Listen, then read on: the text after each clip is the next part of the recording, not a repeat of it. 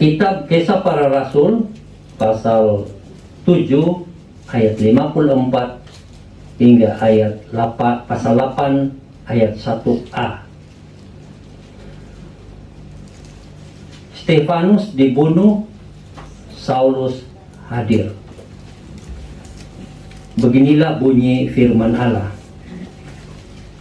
Ketika anggota-anggota Mahkamah Agama itu mendengar semuanya itu, sangat tertusuk hati mereka. Maka mereka menyambutnya dengan gertakan gigi. Tetapi Stefanus yang penuh dengan Roh Kudus menatap ke langit, lalu melihat kemuliaan Allah dan Yesus berdiri di sebelah kanan Allah. Lalu katanya, "Sungguh, aku melihat langit terbuka dan Anak Manusia berdiri di sebelah kanan Allah." Maka berteriak-teriaklah mereka, dan sambil menutup telinga serentak menyerbu dia. Mereka menyerit dia keluar kota, lalu melimparinya, dan saksi-saksi meletakkan jubah mereka di depan kaki seorang muda yang bernama Saulus. Sedang mereka melimparinya, Stefanus berdoa, katanya, "Ya Tuhan Yesus, terimalah rohku." Sambil berlutut ia berseru dengan suara nyaring, "Tuhan, janganlah tanggungkan dosa ini kepada mereka." Dan dengan perkataan itu meninggallah ia. Ia Saulus juga setuju bahwa Stefanus mati dibunuh. Demikian jauh pembacaan firman Tuhan. Berbahagialah kita yang mendengar serta melakukan apa yang Tuhan kehendaki bagi setiap kita. Pasal yang ke-6, di mana Stefanus itu salah satu yang dipilih menjadi dekan atau pemimpin yang melayani pelayanan sosial, karena banyak orang yang tidak dapat diperhatikan. Karena itu para rasul melantik dekan atau pemimpin untuk melakukan pelayanan sosial. Dan Stefanus adalah orang yang penuh dengan Roh Kudus, dan dia terus-menerus memberitakan Injil kepada orang-orang Yahudi. Dan karena berita Injil yang dia sampaikan tentang Yesus dan tentang sejarah orang Yahudi yang dia pelajari, orang-orang Yahudi itu membenci dia, lalu membuat tuduhan-tuduhan yang palsu atau merekayasa cerita-cerita palsu untuk menuntut supaya dia itu dihadapkan ke Mahkamah Agama. Dan juga karena kebencian itu dan kerelaan hati dari Stefanus, dia bersedia untuk menghadapi pemimpin agama, Mahkamah Agama, walaupun dia sebenarnya hanya dituduh berbuat yang tidak betul atau tidak benar, tetapi dia akhirnya di depan Mahkamah Agama, lalu dia ditanya oleh para pemimpin agama, dan dia kemudian menceritakan apa yang dia tahu tentang Tuhan dan tentang sejarah orang Yahudi. Berbicara tentang Abraham yang mendengar perintah Tuhan dan menaatinya, tentang Yusuf yang kemudian dibenci oleh saudaranya, lalu dibawa ke Mesir dengan segala kesulitan hidup yang dialami, tetapi kemudian dia justru diangkat menjadi pemimpin yang tertinggi di Mesir. Dan banyak lagi cerita tentang yang dibicarakan, juga Musa yang kemudian membawa orang Israel keluar dari Mesir dan masuk ke tanah Kanaan, dan pencobaan-pencobaan yang dialami. Tetapi para pemimpin agama sangat membenci, tetap membenci dia, dan akhirnya melimpari dengan batu sampai mati. Apa yang saya mau ajak saudara pelajari dari ini adalah saat Stefanus mengenal Allah dengan benar, dia bersedia untuk menghadapi apapun, kesulitan, bahkan mati sekalipun.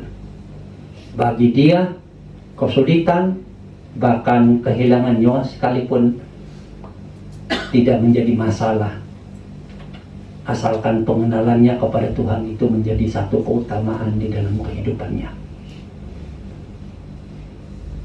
Jadi apapun risiko bukan menjadi suatu masalah.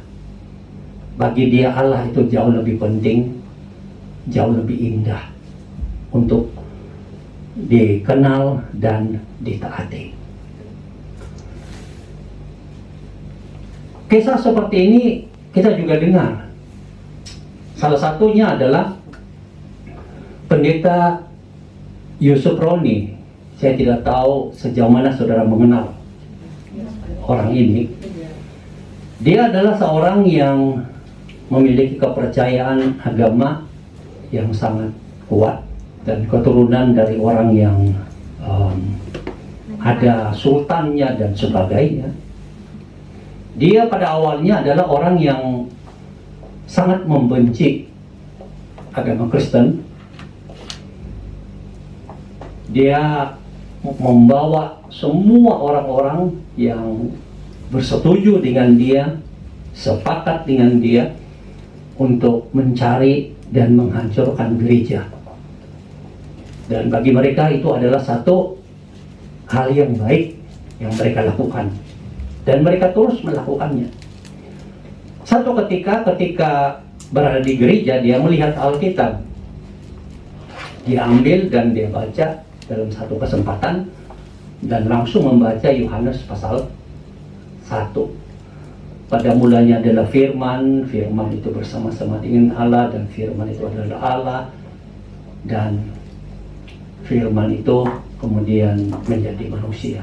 Dari itu dia langsung terpanah hatinya dan dia mulai mengkaji dan mempelajari. Dan akhirnya setelah dia mempelajari tentang siapa Yesus, dia tinggalkan agamanya. Walaupun diancam, bagi dia pengenalannya terhadap Yesus itu jauh lebih penting daripada keluarganya, saudara-saudaranya, bahkan agamanya. Dia tinggalkan. Lalu satu saat dia kemudian masuk ke sekolah teologi, beberapa lama di situ. Kemudian polisi datang dan menangkap dia karena dia dianggap meninggalkan agama dan berbahaya. Di dalam agamanya nanti lebih banyak orang yang mengikuti dan sebagainya. Lalu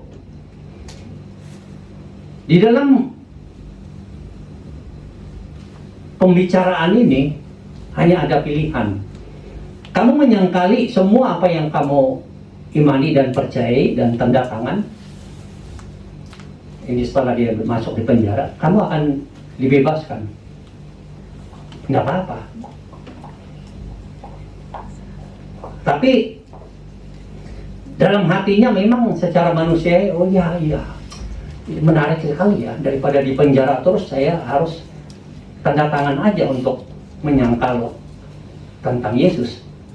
Tapi dia tidak bisa tidur, dia tidak bisa bagaimana begitu damai hatinya, dia tidak bisa.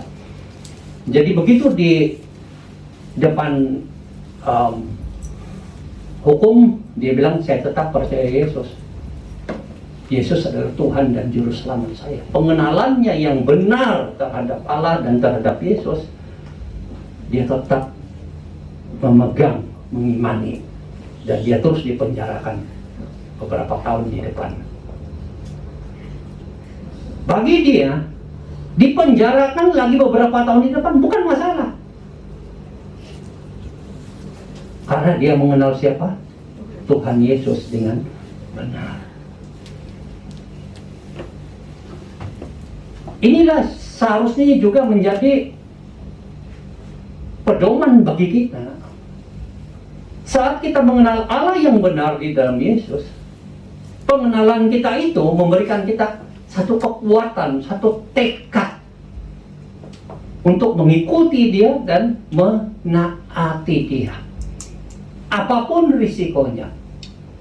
Bagi kita, apa masalah yang kita hadapi di dunia ini, entah di dalam keluarga kita, entah dengan teman-teman kita, entah dengan kepercayaan lama kita, itu kita tidak peduli. Yang kita sangat peduli adalah kita sudah mengenal Allah yang benar di dalam Yesus dan kita memegang dan menaatinya. Jadi apapun gangguan dari anggota keluarga atau teman-teman, itu kita abaikan. Tidak perlu terpengaruh. Kenapa? Karena kita sudah mengenal Allah yang benar di dalam Yesus, yang dapat mengampuni dosa kita, yang dapat menyelamatkan kita ke dalam kerajaan surga.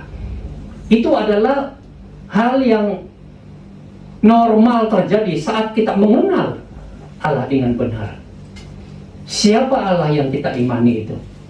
Allah di dalam Yesus yang mengampuni dan menyelamatkan kita. Dan kita akan berpegang mengikuti Dia sepanjang hayat kita.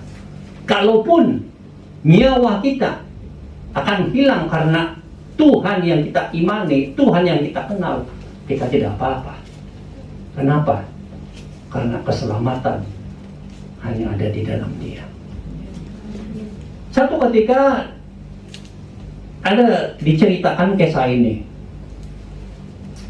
Dalam banyak buku juga menceritakan kisah ini. Di suatu desa kecil, ada orang-orang Kristen dalam gereja itu yang selalu ibadah.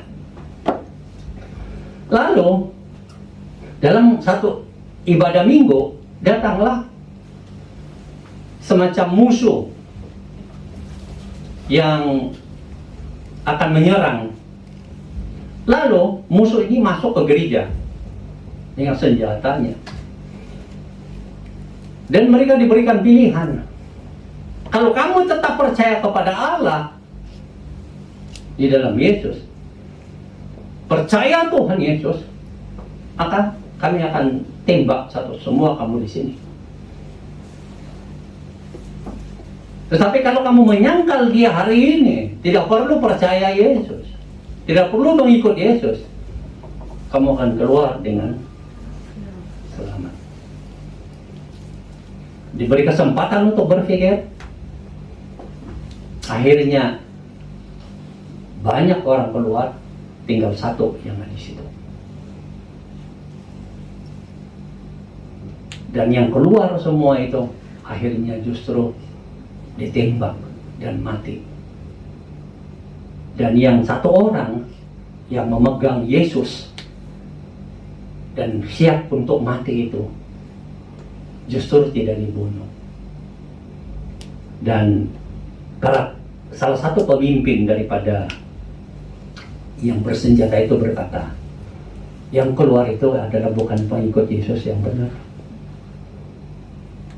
Makanya pada mati semua itu tidak apa-apa. Tapi kamu yang walaupun diancam mati dan bunuh sekalipun, kamu siap. Karena kamu mengenal Tuhanmu dengan benar. Dan kami menghargai itu. Begitulah kisahnya. Tidak mudah. Tapi saat kita mengenal Allah yang benar di dalam Yesus Kristus, maka kita pertaruhkan nyawa kita untuk mengikut Dia, apapun risikonya. Dalam kehidupan kita akan mendapat pergumulan-pergumulan seperti yang dialami oleh Stefanus. Pertama, kita melihat dia ini difitnah, melakukan sesuatu yang tidak benar demi untuk dibawa ke pengadilan. Dan dia tidak mempermasalahkan. Nah, mungkin bagi kita itu sulit. Karena kita difitnah. Karena kepercayaan kita dan sebagainya. Tapi bagi teman muslim tidak apa-apa. Saya tidak mengubah iman saya. Saya mengenal Yesus. Saya mengenal Tuhan dengan benar. Dan dia sedia bertemu dengan mahkamah agama, pengadilan agama. Dan dia menceritakan apa yang dia imani. Dalam kehidupan kita bisa terjadi seperti itu. Orang-orang di sekitar kita bisa menghina kita, bisa memfitnah kita dengan kabar-kabar yang tidak benar. Tapi apakah karena kata-kata mereka kita mengubah iman dan kepercayaan kita? Kita mengubah ketaatan kita kepada Tuhan dan firman-Nya? Tidak, bukan.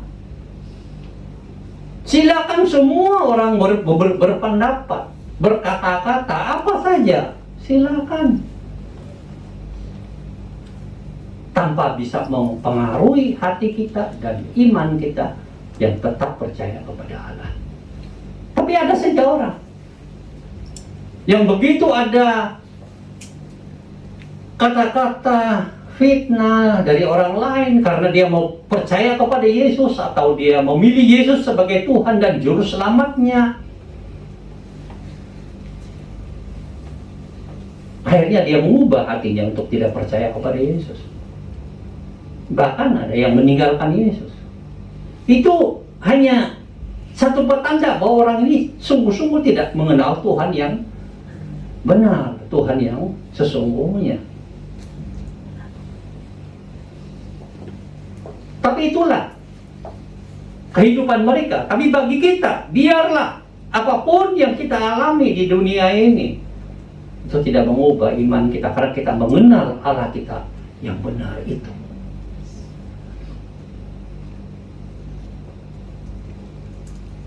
Mungkin masalah datang dalam kehidupan kita silih berganti yang kita tidak harapkan. Ada orang yang begitu ada masalah berat, dia sudah tidak ke gereja. Dia sudah tidak mau percaya kepada Tuhan. Untuk apa saya percaya kepada Tuhan? Masalah saya tetap aja datang dan silih berganti, tidak berhenti-henti. Bahkan ada yang tinggalkan Tuhan. Oh saudara, itu hanya membuktikan bahwa orang ini tidak mengenal Tuhan sama sekali. Tidak mengenal Tuhan. Tidak percaya kepada Tuhan. Tapi orang yang sungguh mengenal Tuhan dengan benar, walaupun banyak masalah yang dihadapi dalam keluarganya, teman-temannya, atau pergumulan hidup yang tidak henti-henti, dia tidak akan berubah iman kepada Tuhan di dalam Yesus. Bagi dia, tidak ada lagi yang layak untuk saya berkorban demi nyawa saya, mempertaruhkan nyawa saya selain Tuhan yang saya imani, yang mengampuni dosa saya dan menyelamatkan saya masuk ke surga selama-lamanya. Bayangkan, selama-lamanya di surga bersama dengan Tuhan. Itu akan dialami. Tapi kita yang mengenal Tuhan dengan benar, kita tidak akan mundur dari iman kita, kepercayaan kita. Apalagi meninggalkan. Oh Pak, masalahnya berat.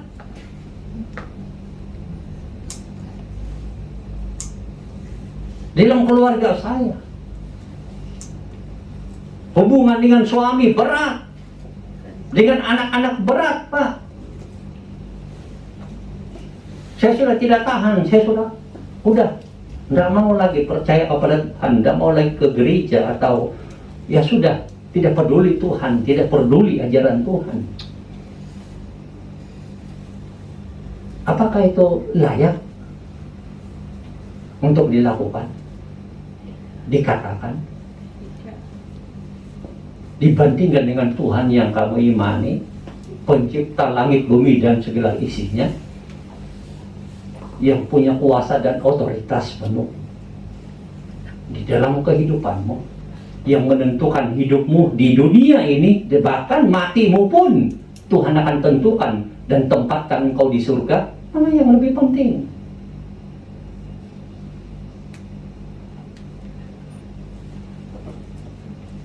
Memang tidak mudah mengalami masalah, tapi percayalah ada kekuatan yang Tuhan berikan kepada kita. Bagi yang sungguh-sungguh mengenal Tuhan dengan benar dan percaya kepada Tuhan dengan benar.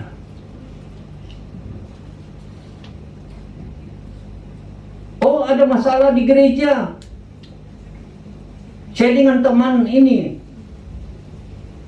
adu pendapat,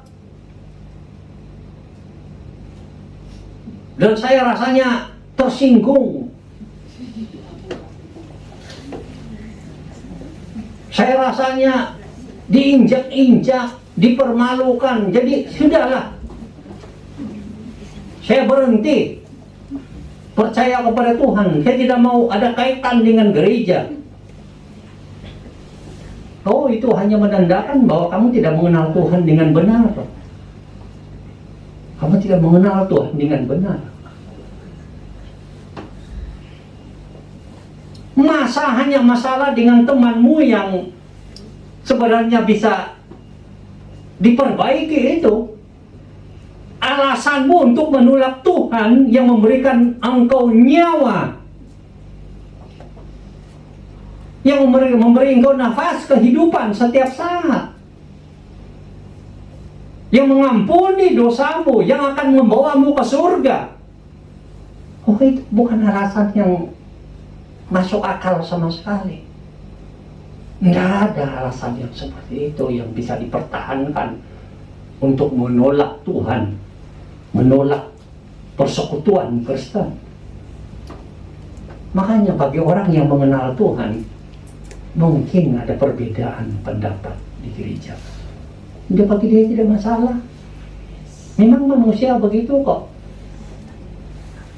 Anak-anak kita juga begitu kan, bagi yang punya anak. Waktu kecil mereka bertengkar terus, bergaduh, tapi sebentar main sama-sama, ketawa sama-sama, lari sini lari sana.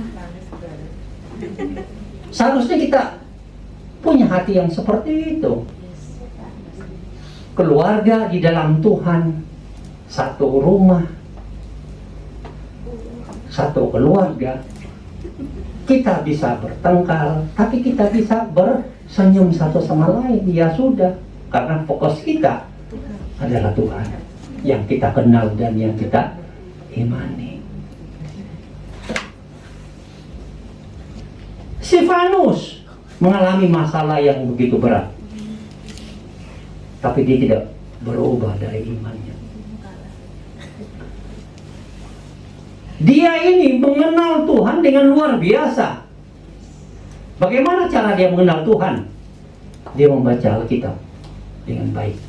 Kalau sedang membaca pasal 6, pasal 7, dia memberikan pembelaan yang begitu panjang tentang sejarah orang Yahudi. Dari Abraham, Yusuf, Musa, dan janji-janji Tuhan. Semuanya dia ceritakan begitu detail. Kok bisa dia ceritakan? Ya karena dia murid firman. Dia membaca firman. Jadi pengenalan yang benar terhadap Tuhan itu dimulai dengan membaca firman-Nya, karena Tuhan memperkenalkan diri kita melalui firman-Nya, dan pengenalan yang Tuhan berikan itu secukupnya untuk kita, tidak lebih dan tidak kurang, pas untuk kita bisa mengenal Dia dengan baik dan untuk mengalami Dia dengan baik, untuk dapat diampuni dosa kita dan diselamatkan ke dalam kerajaan surga. Dan itu yang dilakukan oleh yang namanya Stefanus ini. kalau saudara membaca details pembelaannya itu. Jadi dia itu betul-betul mengenal Tuhannya dengan benar. Tuhan itu adalah yang penuh kemuliaan, yang berjanji dan menepati janji, yang membela umatnya, yang melindungi walaupun umatnya mengalami masalah, kesulitan, tapi juga Allah yang menghukum umatnya saat mereka meninggalkan Tuhan, membiarkan penyembahan berhala di dalam kehidupan mereka. Tuhan menghukum. Itu yang dia tahu, dia kenal, makanya dia imani, dia pegang itu. Dan dia bela mati-matian walaupun itu harganya nyawa dipertaruhkan. Dan akhirnya memang orang-orang imam-imam ini, mahkamah agama ini bukan tidak mengerti dengan apa yang disampaikan, tapi mereka punya kebencian itu sudah begitu luar biasa. Mereka tidak mengenal Tuhan, padahal pemimpin agama. Memang kadang banyak orang yang tahu banyak ajaran rohani juga belum tentu mengenal Tuhan dengan baik. Bukan berarti saudara katakan, oh yang aku dikit-dikit tahu ini mungkin mengenal Tuhan dengan baik. Enggak juga. Tapi ada porsi kita belajar dan mengenal Tuhan. Nah ini malah kebencian dan gertak gigi yang ada padanya. Dan apa yang mereka lakukan? Lalu menyeret Stefanus dan melimpari dengan batu.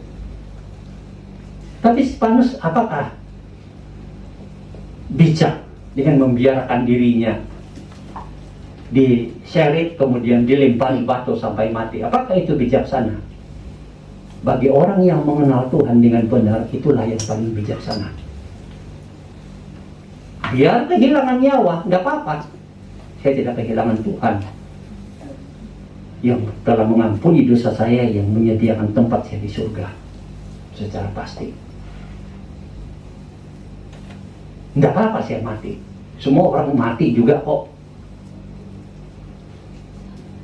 Dan aku mati sekarang ini dengan cara dilempari dengan batu, ya tidak apa-apa. Aku mati karena karena imanku kepada Tuhan Yesus kok.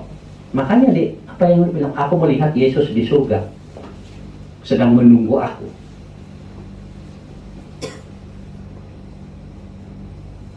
Ada tafsir yang mengatakan bahwa aku melihat Yesus berdiri di sebelah kanan Allah. Yang dia lihat dalam bayangannya, penglihatan rohaninya.